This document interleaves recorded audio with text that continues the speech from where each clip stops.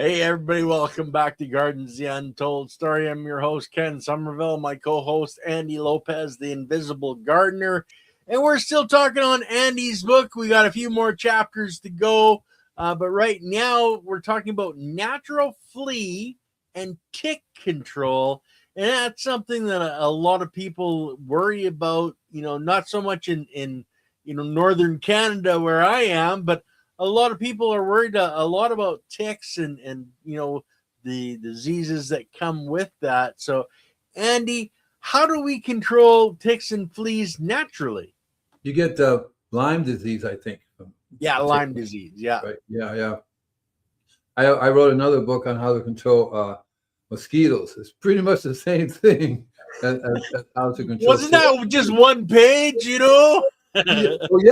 There was one. It's that the one on how to control mosquitoes was just one page. Actually, it was like a paragraph. But see, I started doing pest control a long time ago. And one of the things there's ants and snails, right, and gophers, but ticks and fleas and spiders are the ticks and fleas are like number 3 or number 4 that people always contact me for. If they have a pet, they're very concerned about that. They don't want to spray anything, or even themselves, because a lot of times people go camping and they don't want to come back with some carrying a camper. You know what I mean? Yeah. And nowadays, when people get bit, so what I've learned in my practice of controlling fleas and ticks is the same thing as we have been talking about with gophers, and it's the same thing we talked about with ants. There's one addition to it in that the gophers and well, maybe the ants, because you have red ants, they attack you. Usually ants are nothing that will attack your body. That's what I was thinking about with fleas and ticks. They bite you. They can bite you, so you have an additional interest in controlling them and keeping from getting bitten. But the snails don't bite you. But so anyway, we have one more thing added, and that is we're also we're also being attacked by them. So not only are they in your dog and cat, but you also have them on your body, and then you have to deal with them where they come from. So you have several things going on here that you have to attend to, depending upon to what degree you have these things happening in your life. But it goes back down to telling people that, okay, so you have the law of cause and effect. So there's two things going on: law of cause and effect, and you have to also deal with the immediate problem, because the law of cause and effect, you have the cause is something you want to deal with. That's a long term. That's something you have to deal with long term, and then the effect, the cost, and the effect is something easier to control in the short term. That would be like prevent yourself from getting fleas and bitten, or prevent your cat from getting bitten, and your dog. And those happen to be, and the same principle applies, like we talked about when we talked about refractometer, and we talked about the higher the bricks, the less the pests and the diseases. Now, I'm sure there's a refractometer that measures your blood level, the refractometer for the blood. High 24/7Y2K. Boy, that is a name. 24/7Y2K. Let me see. What is this? I got to see this. 24/7Y2ZK. No, Y2K. Yeah. Okay. I think you're an alien. Do we anybody check his ID? Because that's an alien name right there. So ICT grows. And Silly Lily had a question statement. Fleas and ticks hang out in tall grasses, don't they?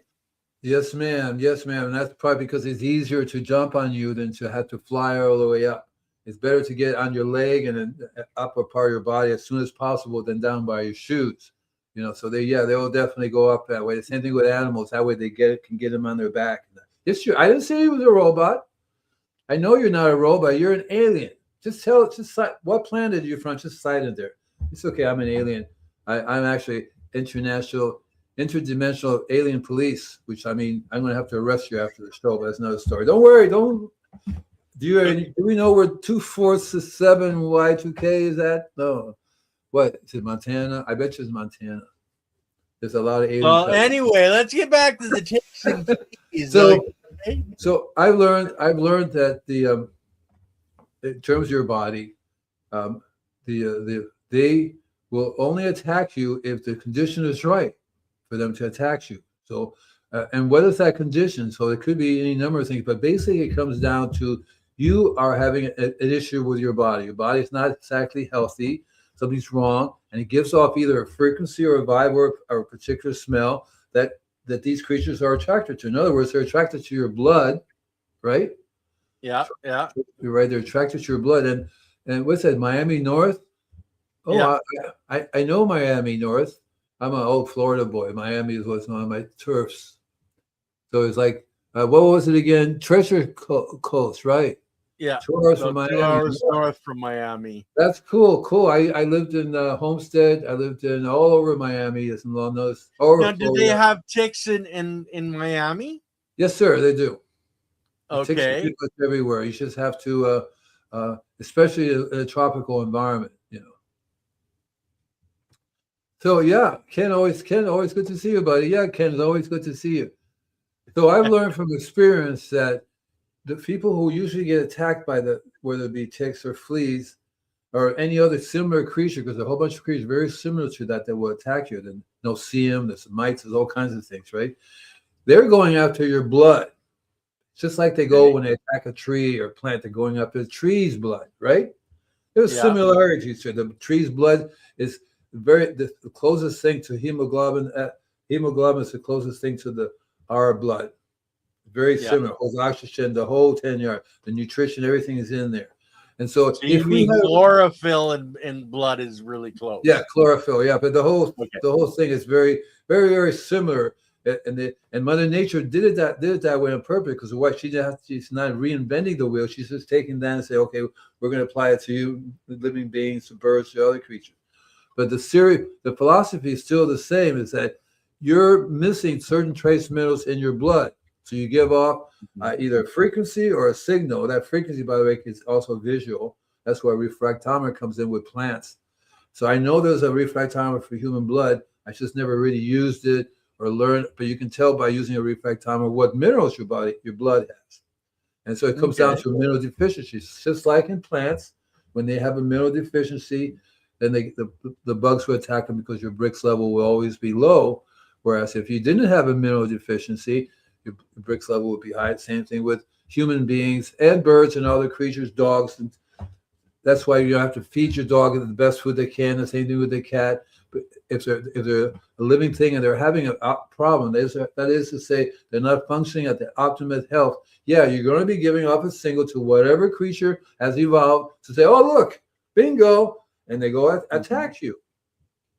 I learned from experience, one of the things, I'm not sure if it's 100% correct or not, but see, I'm a vegetarian, so I used to go out camping a lot with friends who always ate meat and all kinds of stuff, and they would get attacked. Massive attack, like in Texas. Just mosquitoes will attack them, all kinds, and they wouldn't attack me. And they said, "What's wrong with you?" Well, I told them I'm an alien. My blood kills them. That whole thing. Oh no, you just had garlic in your shoes that drove them away. We know it. We know it. Yeah. So no, I don't need it, because see, what I was trying to say is that if you eat meat, you give off the odor. The vapor comes off your skin. They can tell you're eating meat. And that meat that attracts them. When you're a vegetarian, you're giving off a different odor than if you were. That's why the garlic comes in, because it masks that odor. So if you regardless of what you eat, if you eat garlic, you will smell like garlic. It will come out, the odor will come out like garlic, and they can't find you. So same thing with mosquitoes. I tell people the mosquitoes, a tick or a flea, if they can't find you, they can't bite you. Yeah. Okay. Well, I know that I used to take a lot of B complex vitamins, and obviously it was creating a secretion on my skin because I never got attacked by mosquitoes. And I live in the bush in northern Alberta, where the mosquitoes are big enough to carry off horses and moose and elk. Yeah, there are lots of things that you can take that your skin will give it off. Yeah, so that's really cool. You could get to learn that a lot, because a lot of times we can't really be functioning at 100% efficient. efficient level so that nothing bites us, nothing attacks us. So it's always good to learn that some things you can take. That's why I really like garlic a lot, because I've Yeah. learned from experience. Yeah, what I used to do, because I don't remember getting bitten, but uh, I learned that somewhere along the line, I was putting in, getting a clove of garlic, cutting in half, putting it in my each foot, in each left, half a clove in each foot, and I would smell like garlic. My skin would smell like garlic, and a mountain lion will look around and say, "I don't know, but something over there smells weird. I'm going that way." And so if they can't find you, they can't bite you. So, but the that's just taking care of yourself. Like you do that, you can feed garlic to your pets, and the same reaction to that. But you have to. They're not. They probably won't like the garlic as much as us humans do. But you have to introduce them to it slowly over time. You have to be careful not to give them too much. But you give them enough garlic, they will smell the garlic, and then we'll leave it alone. There are other things that I you don't know can if use. your cats and dogs are gonna want to eat garlic, but That's what I said. uh, You have to.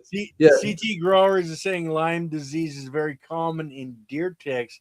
Here in CT, I'm constantly checking myself during the summer because they are so tiny. Now I know a lot of people.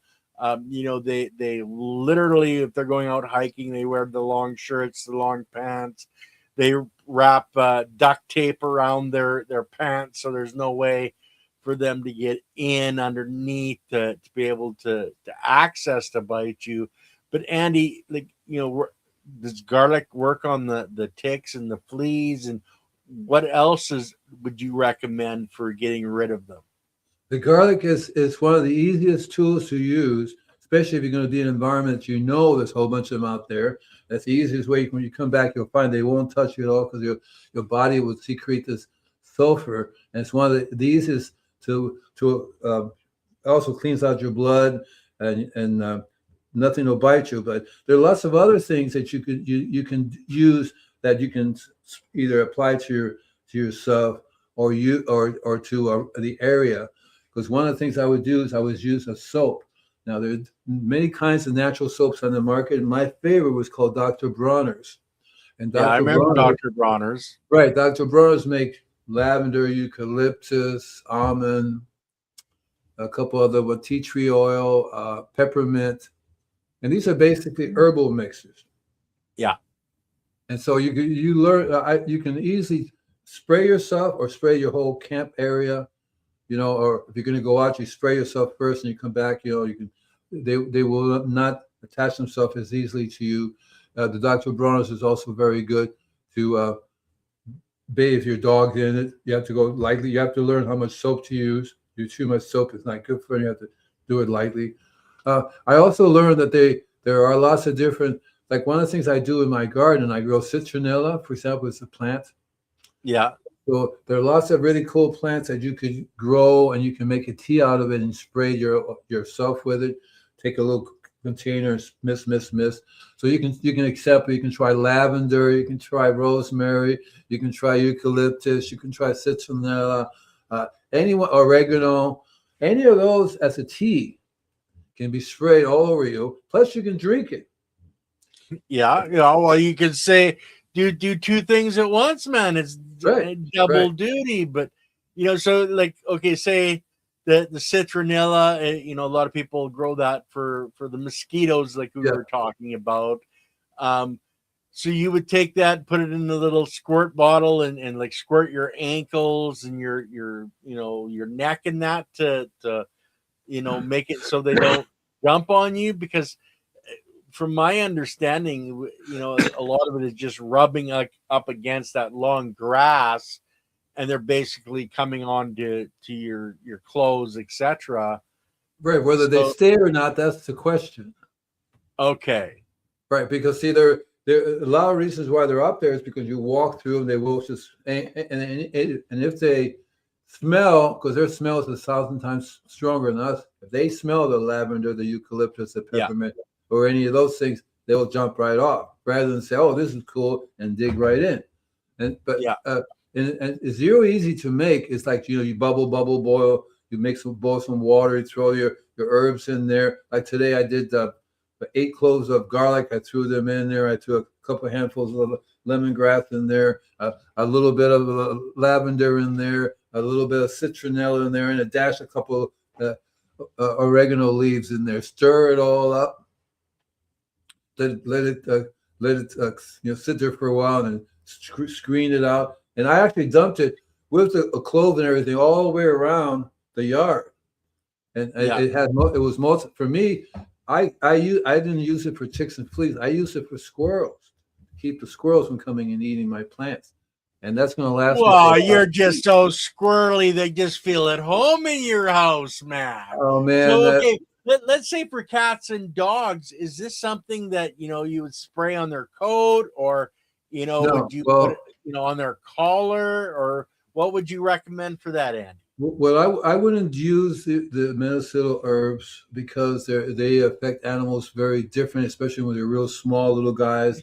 It could be bad for their kidney, their liver, that kind of stuff. It's just not. What was clock scratching? It had ticks. Yeah. No, love you, Serena. I love you. You make me giggle. I wouldn't give it to the pets. Because, like I said, you don't really know what kind of reaction these animals would have. Like little babies, very small amount. Oregano is very strong. So is lavender. So is eucalyptus. All these things are very, very strong. If you make a tea out of it, it becomes stronger. What I do is I would go to a pet store and look at their natural soaps that they have for pets.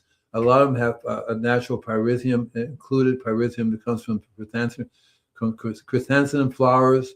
It's pyrethrum, and so that, and then they also have some other natural things that they have in there in a tiny amount that you don't hurt your animal, because you require a tiny amount. So if you're going to use your pet, I know for my cat, she will get the sneezes if she comes anywhere near any of these herbs, especially if I put it on her then she has to lick it off. The other thing you can do for pets is called diatomaceous earth. Now they have 3 different grades of diatomaceous earths. They have pool grade, they have garden grade, and they have food grade. And a lot of people say, "Oh, I get it real cheap from the pool company." You don't want that. That's a chemical that's been processed with a chemical, and it gives you a lung disease if you get it in your lung. And it's just for the pool. It's not meant for human contact. The garden grade is not as expensive as the food grade, and that can be used in your garden, of course, because you can sprinkle it on your garden. I haven't gotten to the part about why you have the ticks in the first place, especially if you have them around your property. If you're using diatomaceous earth, like I actually consume it because that's how I put it in my pills. Yeah. But are you just because it's like a fine flour? Are you just rubbing it into the animal before you go for a walk? Like then you have to wash it off. Like I would use food grade on the animal because remember they lick themselves too, rather than garden grade. Yeah, it's just a grade finer and cleaner, right? So the garden grade is a little crushed, is a little coarser, and it may have other things in it. Whereas the food grade, that's it, and it's very fine. It's nothing to eat. So you give it to your pets, and you can give them. You dust them with, and you have to learn that it's since you don't want them to get in their eyes. You have to. What I do is when I have a cat, I pinch it. I get a little pinch and start at the back right here where they can't get it. Rub it in, and then rub the whole back in, and then rub everything. Just rub it in, right? Rub it in, and you only need a tiny amount because if you have too much dust everywhere, that poor animal could get in their eyes. You can get in your eyes because that's very, very gritty. Yeah, You don't want to rub your eyes, so you have to go a tiny amount. Just a tiny back and tiny here. Usually I found that the whole back area and then maybe the tummy, because the rest of the place, the animal can keep himself nice and clean. It's just a place where he can't get at. In my garden, I'm used to my dog coat, and that is to my puppy's child. Yeah, so if you have a food grade is also great to feed them for yourself. You can feed it on. It's a really good dewormer. We used it for 15 years. Right, not just dewormer, but it also silica. It provides a certain source of trace mineral for you. It helps you to get rid of parasites in your stomach.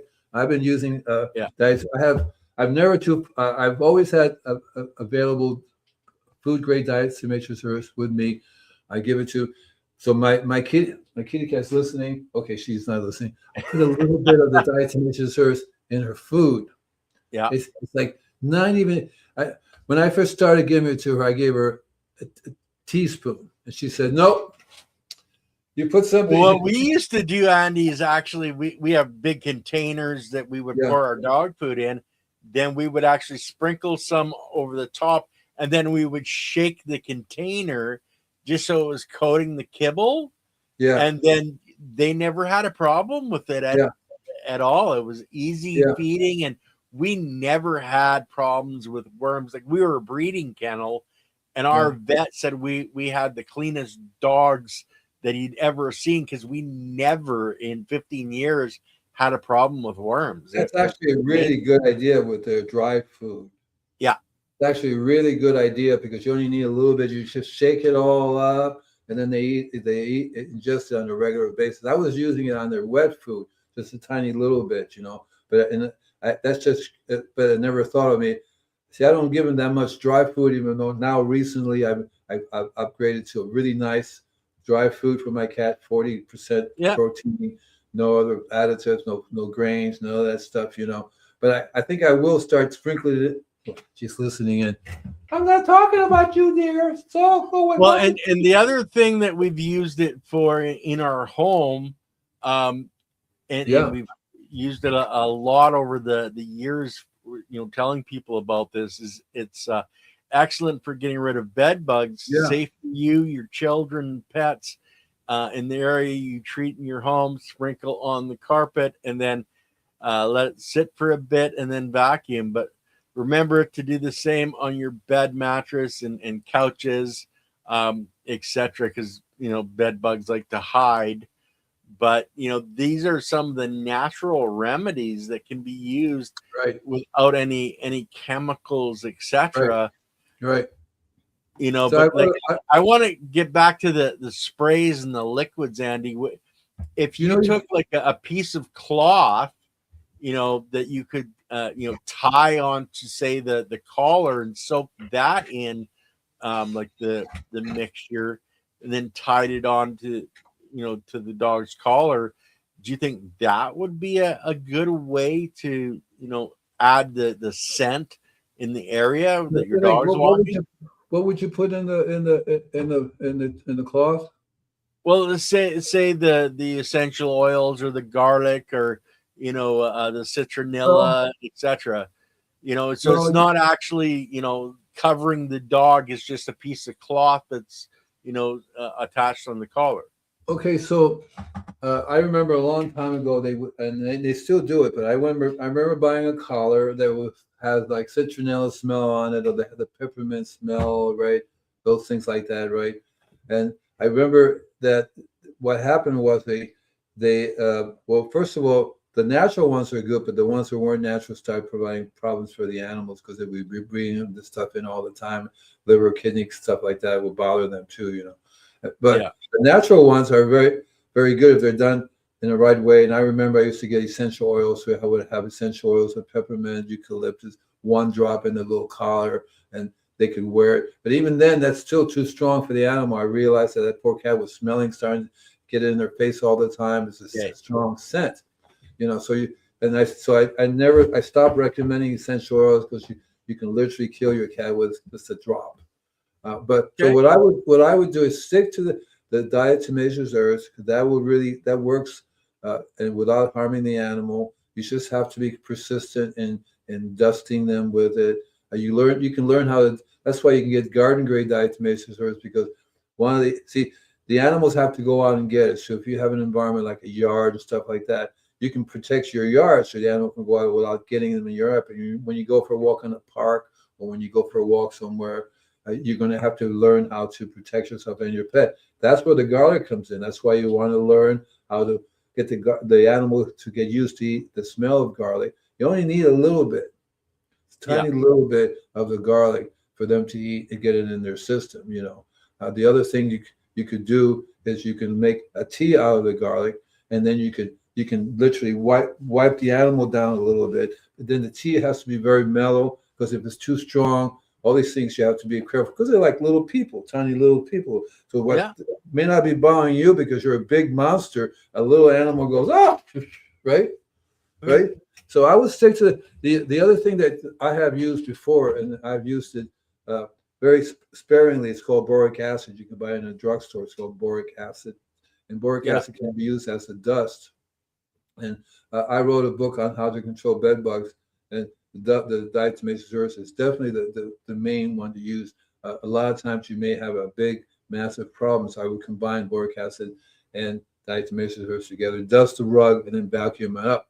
The little pieces of the boric acid and the diatomaceous earth would stay embedded in the rug, and when the fleas and ticks would lay their eggs in there, it would kill them.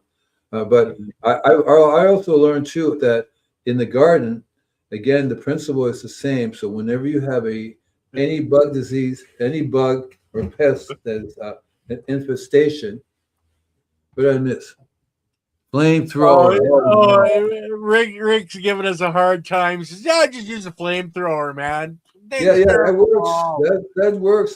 That's what they did in the giant ants were attacking the city. They used a flamethrower. They killed everything. They burned the city down. But no, the ants came back anyway. So in the garden, the principle is still the same. There's something going on in your garden that's allowing infestation of fleas and ticks to manifest. Okay. Because the biology in the garden will control it and keep it, just like the biology controls ants, right? Controls the population of ants. Any insect or pet, actually, any disease or pest that starts in the garden gets controlled by the garden. Yeah. Did you see my answer to your question? They have their own little thing going on over there, you know. Well, Rick basically was asking, because we said on the couch, he was asking why would bed bugs be on the couch, and Serena basically answered that, if you have a cat that lays on your bed, gets the bed bug from there, moves to the couch, lays on the couch, that's where you can have transfer. Plus, bed bugs can jump 6 feet, so they don't, they know how to get around. So if they want to be on your couch, it's because they probably sent you there and they look, where are you? Where's that body? And they like to hide. They hide behind picture frames and all, baseboards, etc. Right. Right. So when you have a problem in the house, that's because the environment is perfect for them and lots and lots of places they can hide. And you basically have to learn how to use the diatomaceous earth. But you have to be careful because the diatomaceous earth will destroy your rug and will destroy your clothing and stuff like that. Plus, you don't really want to get in your eye. You don't want to breathe it as a dust. So you have to learn how. You have to learn. There are a couple of different things you can learn to use. One of the things that's really interesting that I've learned is just basically boiling hot water. You can mist everything with it, get it wet, and that hot water will kill it. And then you just vacuum everything up. You learn how to use the soap. So there's all kinds of soaps that have pyrethrum in there. That's what I started doing when I had a property that everything was kind of always bringing in fleas and ticks. Other people and animals were bringing them in. I would tend to give the rugs a bath, and I would throw in some diatomaceous. I would throw in some pet flea and tick with pyrethrum in it. And then I stopped buying the pet one. I learned you can buy the pyrethrum straight. They sell a 5% or 2% pyrethrum chrysanthemum flowers. And you can literally make a little tea of it and spray the rug with it underneath the building, certain areas. The diatomaceous earth is good for places where you don't really are, like underneath the house and places, other structures like that. What is this? When he acted out in school, it was 7 feet was put in time out. I don't get it. So the herb when time. It's a new joke that she just came up with, and time out, like the kids put the kids in a time out. Well, instead of time out, it's time out, which is a plant, right? Yeah, and so what you have to do is you have, if you're lucky to have a garden and you want to establish that as a pest-free area, the fleas and ticks like that. One of the things, it's a simple thing, is having animals like birds, for example. You have a bird house, or you have a bird-friendly environment. So you have more birds running around. The birds will eat everything up in no time whatsoever. So if you don't have any birds flying around your property, you're going to have it. That's one of the things that controls these things, whether it be caterpillars, right? they would just walk around. That's why I remember when I grew up on the farm, we had chickens, and the chickens were everywhere, and they ate everything. Yeah. Literally, they would go through fleas and ticks and all kinds of stuff. And there are other creatures too that do that as well. And so then you have to, but ideally, what you have to do, the best thing that you can spray is the compost tea. It's the biology. If you start spraying everywhere on your property outside, you're going to find that eventually you're not going to have any fleas and ticks because you're reestablishing the balance that the soil biology needs. That's the thing that you have to remember is that. So when you go out to the woods and the forest and you get attacked by fleas and ticks, that's a whole different story because that's the balance. The balance is it's all kinds of things going on out there at the same time. That's the way it works in a wild environment. In our city environment where we live, we want to have a little more control over it. We just can't have elephants, all kinds of creatures running loose, all kinds of stuff happening, because that doesn't work for us, right? Yeah. Yeah. Well, and then the thing is when you're going out in the wild, that's the time to apply, different things for yourself and your pet, take those precautions. But if you're in your own yard and you've got, knee-high or thigh-high grass around your property, then that's something you can take care of, right. so and then don't walk there, is one of the other things. But, it's the preventative medicine. But like Andy, the birds, like I know we have, a couple of different bird feeders and we don't have any birds' nests, but we have a multitude of birds that are living here that survive through the winter, etc. And we don't have much for mosquitoes for the last couple of 3 years since we really started, attracting that wildlife. And that's that cycle of life, the predator prey. The birds eat the adult bugs, and then you have the worms eating the larvae or the nematodes eating the larvae. So it's all about having the life there that supports the complete ecosystem, because it's that ecosystem that comes into balance and takes these problems away from your yard and away from your garden. That's the easiest way to do it. So if you learn to make compost and if you learn to constantly have a good source of biology coming in, it's the biology that will control the fleas and ticks, because just like it controls the ants, even the gophers, anything that has to dig through the earth, either had better be able to live with the biology or not. So usually the biology tends to control an over infestation of any one of these creatures. It keeps them from just going nuts and destroying the environment, the balance of the system. See, so the system always has ways to seek balance, and that is more feet in the ground, right? More roots in the soil, more plants, which brings in more life, etc. We do have Serena had a question. I didn't see that part. No, I didn't see a two-part question.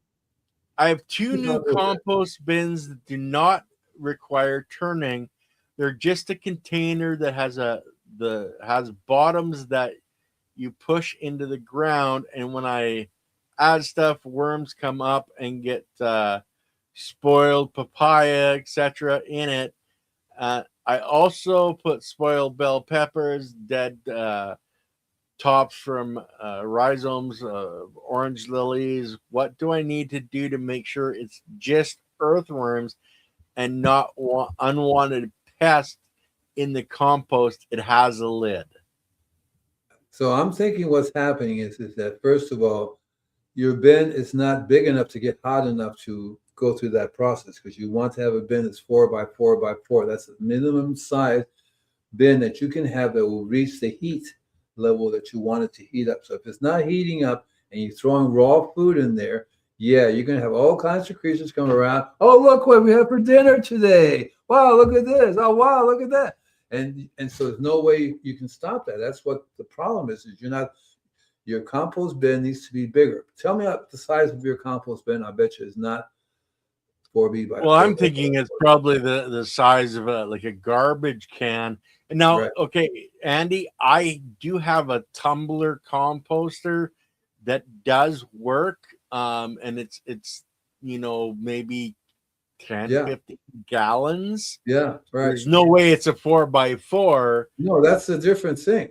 But yeah, it's I can tumble the stuff in, and then I put accelerators in to make Right. sure it does come up to That's a heat. different thing. You're controlling the environment more. Yeah, You're tumbling. You're aerating it more. You have something in there that's crushing it, turning it all the time. You're adding accelerator. You're adding things to that. That's different than what she had, a bin that sits there, and then the food it attracts. The creatures can smell it a mile yeah, away. Oh, pepper or this or that, and they'll come in and dig it. What I suggest you do, if you want to do that, blend the food up first. Some liquid, throw your stuff in, and whip it into like a juice, and then pour it. You'll find that the creatures will not be coming around because they're not bringing their straws to get at the juice. yeah. Well, and the thing is, Andy, and we've talked about it, is in that tube that you're putting into the ground. I can't remember the exact term you're using for it, but if you dig that, basically a big post hole, and you start packing stuff in, as long as it's covered and the critters can't get into it, when it's full, just cover it with dirt. But that's the thing, and that's like your bokashi. That's one of the things they do. They have the wheat that they put on top to block the odor, and it's more about blocking the odor for the critters coming in. Yeah. But Serena, you have two of these bins, so if they can't get in underneath the bottom, like a rat can't dig a hole in to get underneath, and you put your lid on it, you're not going to have to worry about critters coming into it to eat it. But once it's full, then you close it. Once the other one's full, then the first one should be decomposed enough where you can just pull the container out and spread the material. But if you are leaving an access point in any way, shape, or form, then the critters are going to be trying to get in there, etc. But if you can control the odor, that's 90% of your problem. Here's what I would suggest. I don't know how much room you have, but normally the way it works best for you and works for everybody else is you have more than one bin, more than two bins. You have 3 or 4 bins. And the way it works is just you have 4 bins. You start with the very first bin, you put your stuff in there. By the time it gets full, you dump that into the second bin. You can add things to that, and then you go back to the first bin. If you do that process, you're going to find you're going to speed up the aeration, speed up the decomposition process. And by the time you get to the fourth bin, they're already cooked. What I've done is I would have a shredder. So anything that goes in the first part gets nice and shredded. You're going to add your raw foods in there. You don't add any raw foods in the other ones, just the first one. And you take that, you dump it and blend it into the next one. And if you can, you run that through a shredder, add some other things to it, like biochar. You can add all kinds of things to it to where it would heat up and cook really well. That's what you want to do. You want to have several bins. Only one gets the raw stuff in. The rest of them gets to decompose. And the more you blend it and move it over, the faster it's going to produce. So it depends on how long it takes you to fill up that bin. Right? You fill it up and then you dump it into the next one. In the process, you're turning it over. You add things to it. Lots of cool things you can add to it to really beef it up, make it nutritional wise. You can add anything from seaweed. You can add some biochar. You can add all kinds of other aged wood product. You can chop up leaves, dry the leaves, add that to it. Don't add anything raw to it. You just want to add as much carbon as you can to it, right? And there are other things you can add to it that increase the nitrogen level. So you can get any type of, for example, you can add rabbit manure, which is a pelletized form, or llama. They're on pelletized form. They're very good to help slowly break down. Chicken manure breaks up really, really fast. So you only want to add that in the very first one to complement any foods that you have. So that will break down.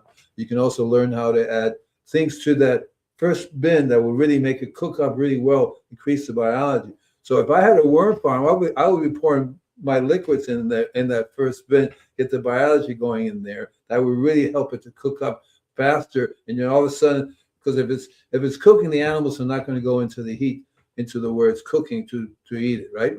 So usually it's sitting on top. So I would learn how to grind things up, blend it, pour that. Don't do pieces. There's nothing for them to go after. Add some things to it to make it cook up, because you don't say anything about whether it's cooking or whatever, and then you can as you blend it over to the other part. There are things like feather meal you can add. There are a bunch of a blood meal you can add to really beef up the nitrogen. There are lots of bat guanos available. There's all kinds of really cool alfalfa pellets work alfalfa pellets by fantastic. itself. Yeah, alfalfa Yeah. is really, really cool and it's easy to get a hold of organic alfalfa pellets. Right, the pelletized is good. So you want to get creative what you add to it, because by the time it comes out the other end, totally different product. So the only time you have the problem is the first one that was happening is it's sitting there too long. You want to take it, dump it, fill it up, and in the filling up process, you can use the diatomaceous earth. So you can, I would use rock dust. Rock dust is a form of diatomaceous earth. It has at least 20 to 30% silica in the rock dust.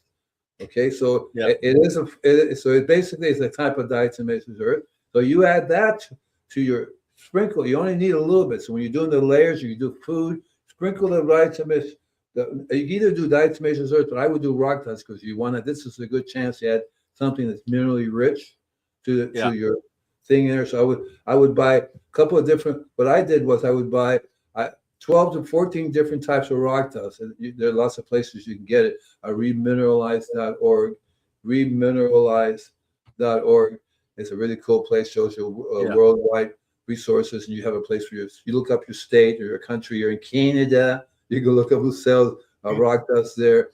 And you want to get a blend of rock dust. And there's also, when I started doing this, there's a company called Fertrell, Fertrell, and they're out of New York.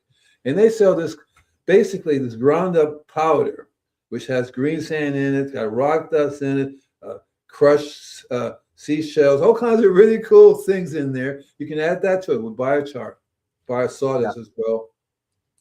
That's what you're at to the very first. If you was to do that, so biologically active that the animals will not come and eat it, and then you move it along to the next one. So that's what you're doing. You need to pay more attention to it, really kick it up a notch a little bit in terms of what you're doing to it, and add a couple more bins so you have more oxygen, right? The more oxygen it gets, the more aerated it gets, the more use. And Rick, no pool, nothing for the pool. That's too industrial. It's going to cause problems. Yeah, you'll get this lung disease. Yeah, farm grade or human grade diatomaceous earth. But yeah, that's like acids. You can use a little bit of acid and it doesn't have any problem. You use a lot of car acid, battery acid, and you're going to burn yourself. So yeah, pool grade is an industrial chemical. And a lot of people do that. A lot of people buy pool grade because it's really, really cheap. They chemically treat it. It's toxic. It will kill all your soil biology, kill the worms, it'll kill anything that comes in contact with it. You don't want to use that. You're lucky if you're not getting it in your eyes, because you get it in your eyes, you won't be able to fix it from it. If you're going to use it at all, use the food grade. But the food grade is because you're feeding it to yourself, you're feeding it to your animals. That's a higher quality. The garden grade is fine to be using in the garden. It's fine to use you can use it in your compost process. But again, what I would do instead of diatomaceous earth, use rock dust, because rock dust is basically a form of diatomaceous earth. In other words, there's diatomaceous earth in the rock dust already. Okay. Now, where do I get basalt? So nowadays, all you have to do is ask your favorite browser, where can I get basalt locally? If you use Google, go use the AI mode, say, hi, where can I get basalt in my area? And that's it. And Google will be happy to tell you. And she'll say, hi, you've been listening to Andy again, because I love her. You can talk to her. They have an AI mode. The browser has an AI mode, very different than the search engine. Because the AI mode, you're talking directly to the AI of Google's. And then you say, hi there. You don't have to say where I live. Or you can say, I live in area code, or where I live. Just make sure, where do I get the basalt? I get my basalt from a place called Local, Local. It's in the United States. And that's where I get about 12 different types of rock dust. Basalt is one of them. glacial rock Most dust. of your garden centers, and even I've seen it in Walmart, basalt rock dust. But Yeah, there's so many different varieties. You got soft rock phosphate, you got you want that. basalt.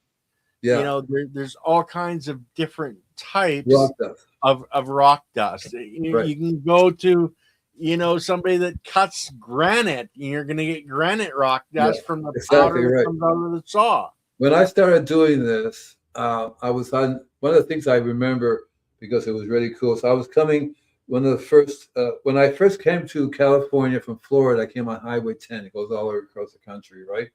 So as I Okay. was entering into California, I saw this big sign on the one side of the highway, another one that says organic strawberries.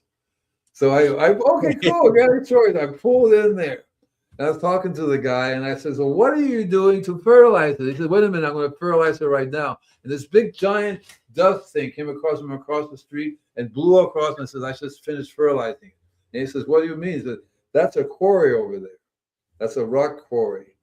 Yeah, yeah, They're mining. They were mining, and they were throwing away the fines because it's mainly mined for the road construction and all that kind of stuff. And yeah. they The gravel. Yeah, had all this mine, and I made a deal with them. I'm just going to bring a truckload. You're going to load up or bag it up, and because that was a form of rock dust there. There's so many different kinds of yeah. rock dust. And when I was in Florida, I would get it from I love the New Jersey, New York source because that Fort Trail is a blend of all these things. Somebody decided to blend everything together so you get in one product, right? And there's also here in California, the Northern California, there's a couple of areas that sell. It's called Peaceful Valley Farm and Garden Supply. They have all kinds of really good stuff. They have another company called Down to Earth. Now, Down to Earth is very unique because they not only sell the rock, the 50-pound bags of it, but you pay by the pallet full rather than the weight. When I go to the store nowadays, I've been in California since '84, so I went to a garden center and I said, "You don't carry any rock dust? What is wrong with you people? Oh my God, I'm gonna lie here till you do. I'm not gonna eat any food. I'm gonna starve to death." And so I finally got them to start getting rock dust, and they would get the 50-pound bags. Yeah, This yeah. company sells the stuff everywhere, but they sell them in 5-pound boxes. You get a 5-pound box, right? Can't even get that down to earth in Canada. It's a hell of a problem. We have Gaia Green products that have I think 3 or 4 different rock dusts for in Canada, but I guess they're at Walmart now. I guess it's because it's not entirely easily regulated. Rock dust can have toxins in it.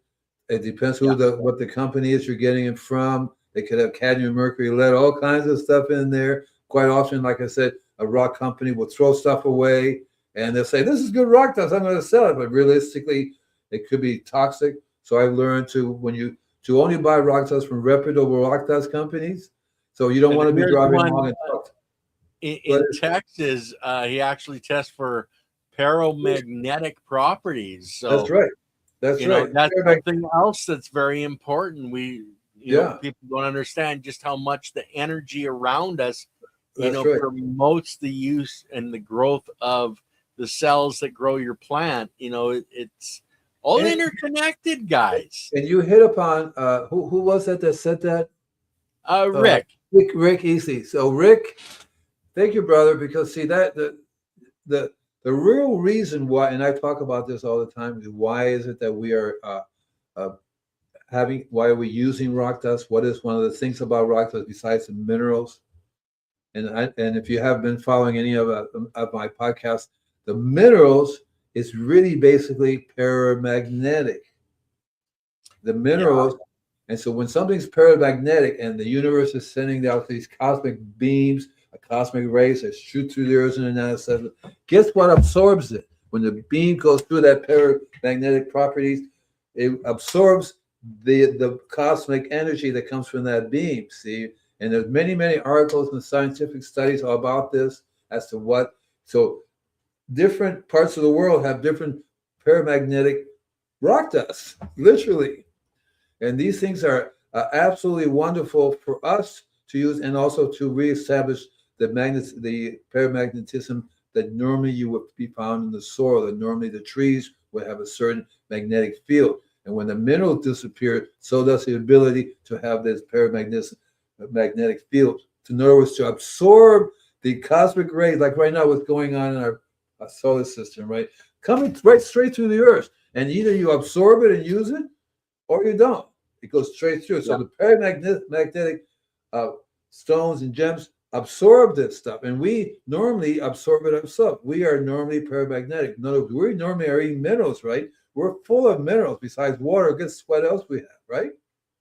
Yeah, yeah. And the Well, mineral, and the thing is, Andy, you have to really get in line with the Schumann resonance and that energy frequency. Like we talk about the cell phones being bad for us because it's a concentrated frequency that interferes with us, where the Schumann resonance is a natural frequency. That's why you see a lot of people putting in copper figurines, etc., in their gardens to draw the good energy and focus the good energy into their area.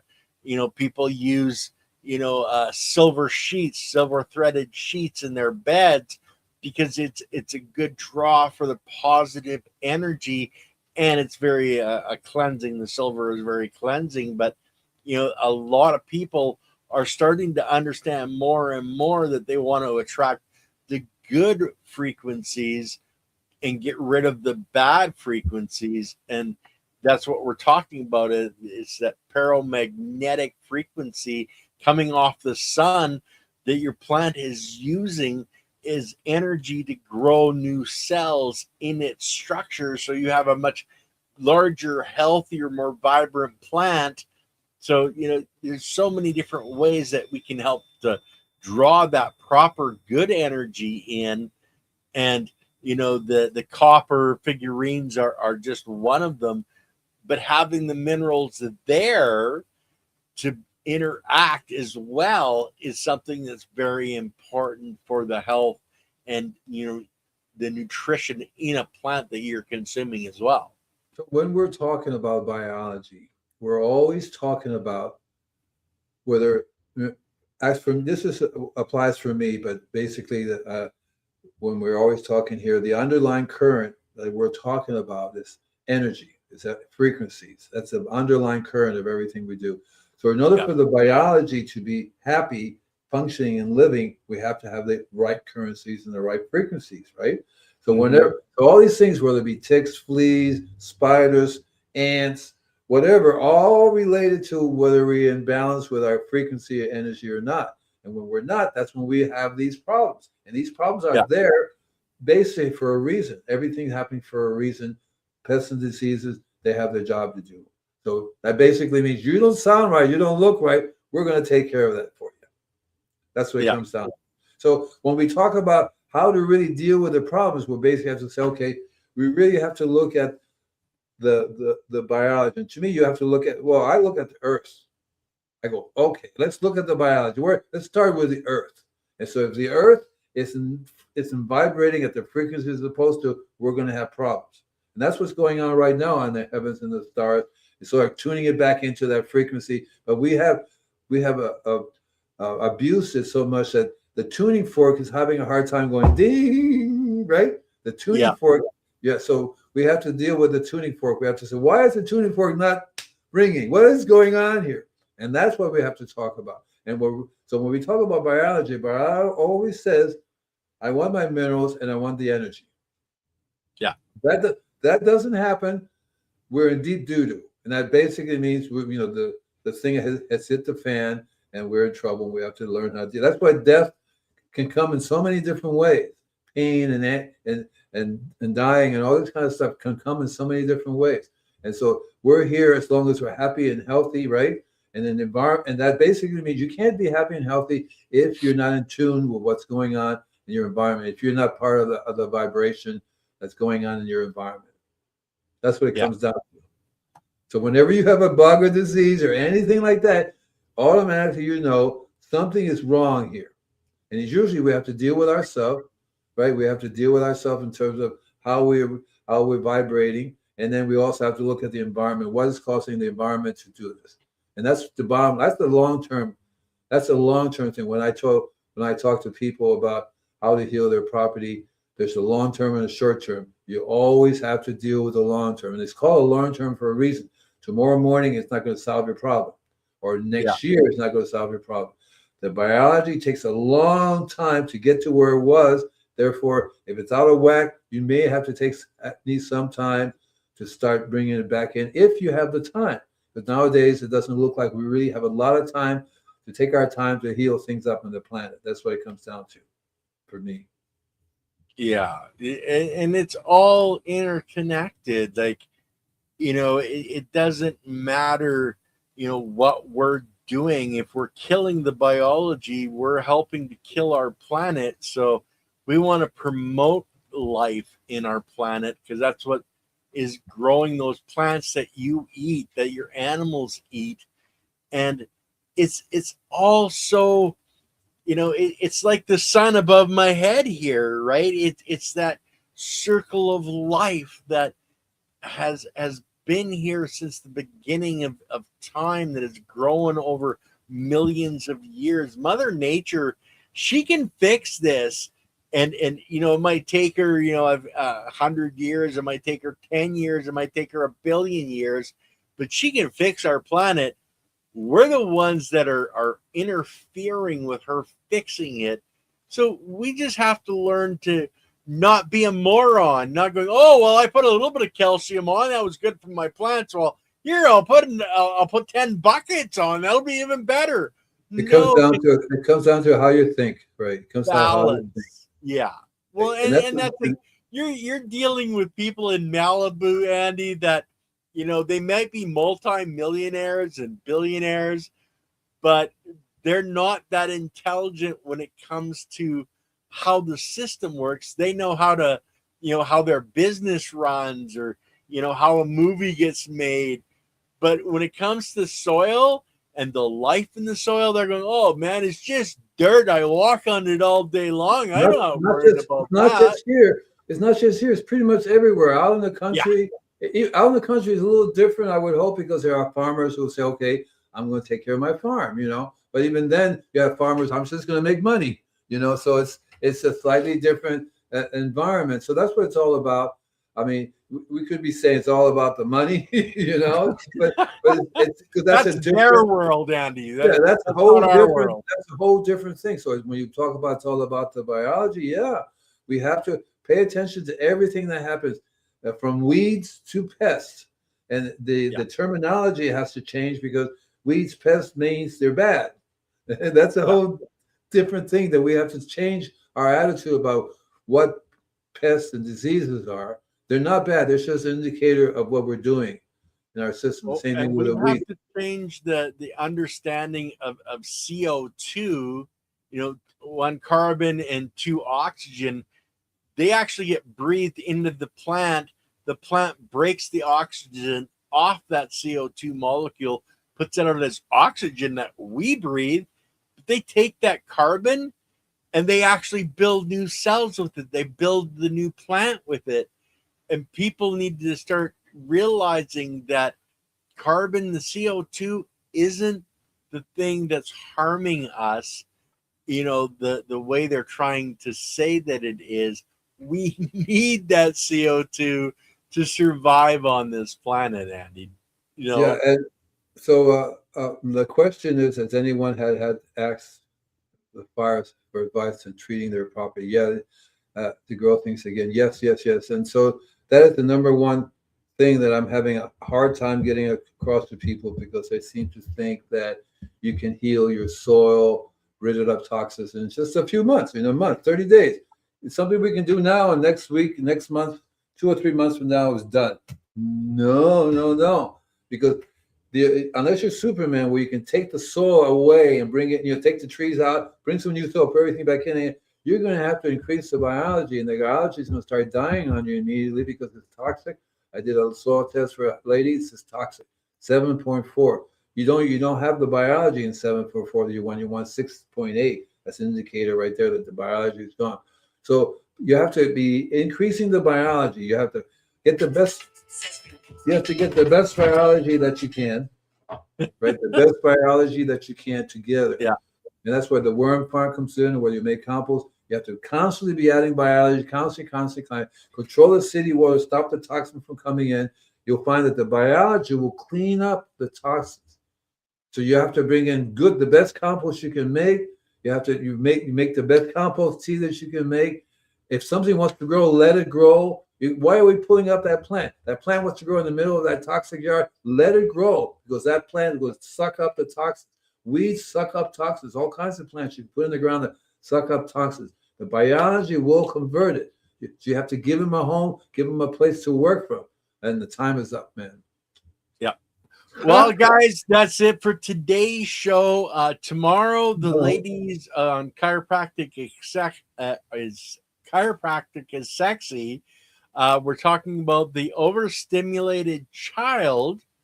And then on Friday, I have the people from biocharcoalition.org coming on, having a conversation with me. Monday, we have Tony, Mr. Toad, coming on to talk with Leighton on Monday. And then, I had it in my brain just a second ago. Andy and I are what we were talking about next week. But as we said, we're still going through Andy's book. So, you guys are want to see that's an Andy. Did you see Serena's question? She was talking about, when to plant. It's too cold. Unless you have a greenhouse to grow inside, it's too cold. You have to let the earth warm up a little bit. From what I understand, there's still lots of very cold places out there in your area. Yeah. And follow what's on the seed package. They generally tell you, so many days before frost, after frost, etc., on what you want or when you want to have your planting done. But okay, everybody have some compost tea. Okay, guys, have a wonderful day, and we'll check you guys out tomorrow during the day on Chiropractic is Sexy.